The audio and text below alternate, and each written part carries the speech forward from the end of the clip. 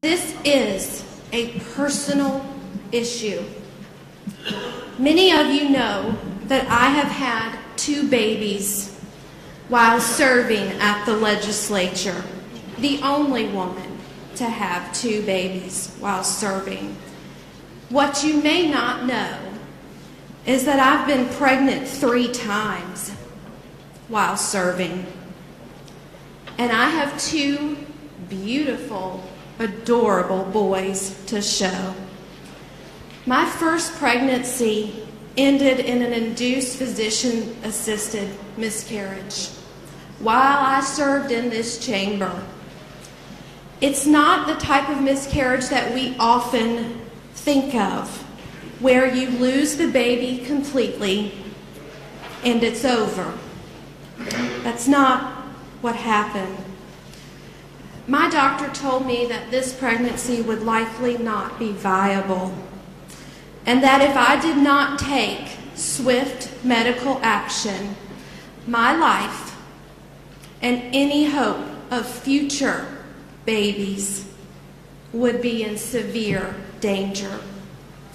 I trusted my doctor and her medical expertise. The time-sensitive medical procedures that I had to endure began immediately, and it was awful, and it didn't work. The doctor told me that I had to take more aggressive medical action. This would require a hospital check-in, hospital stay, procedures, and even chemotherapy. It was awful. It was painful, and it was sad, and it is and was personal. But I knew and I trusted that God had a plan for me. This decision was up to me, my husband, my doctor, and my God. It was not up to any of you in this chamber. And I didn't take a survey. I will always feel the loss of my first pregnancy. And I will every day feel the extreme joy of my 2 boys. And I feel that my decision to save my life, the plan that I believe God had for me, was so that I could have Elliot and Ryan. Yesterday in the health committee, I was offended by the repeated message that women need more time to make such a decision. And it seemed extremely ironic that such big policy changes we were making, that us little wee women didn't get more time to make that decision. It was stated that this medical procedure is life-changing, and therefore more time is needed to weigh options. I asked the bill's sponsor what other life-changing procedures require such a 72-hour wait. A double mastectomy, a gallbladder removal, leg amputation.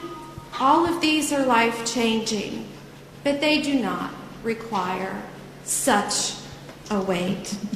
And I think that shows the real motive here. There's an old saying, to mean what you say and say what you mean. We kind of don't do that in politics too much. We say what we think people want to hear. So let me translate from yesterday for you. The proponents said, we are respecting women by giving them more time. What that means is because women are not capable of making the decisions and we need to help them. We heard the proponents say, give the information that she needs. What that means is medical accuracy is not required.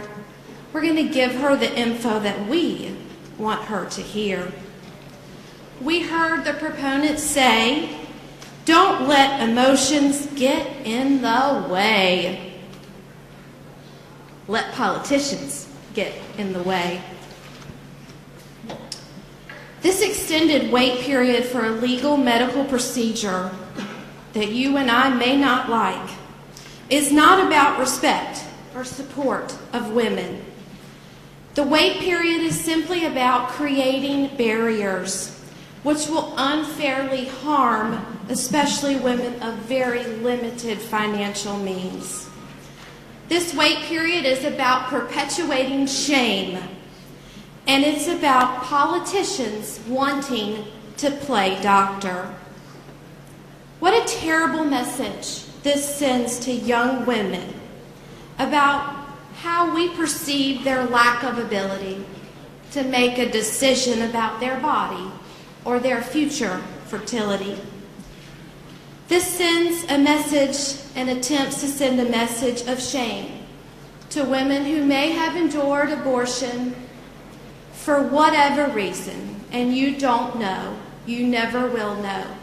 Maybe some in this chamber, maybe in this gallery, maybe in your family.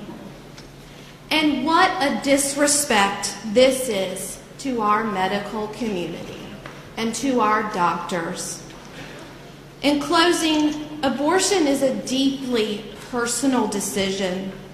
It should not be a political debate.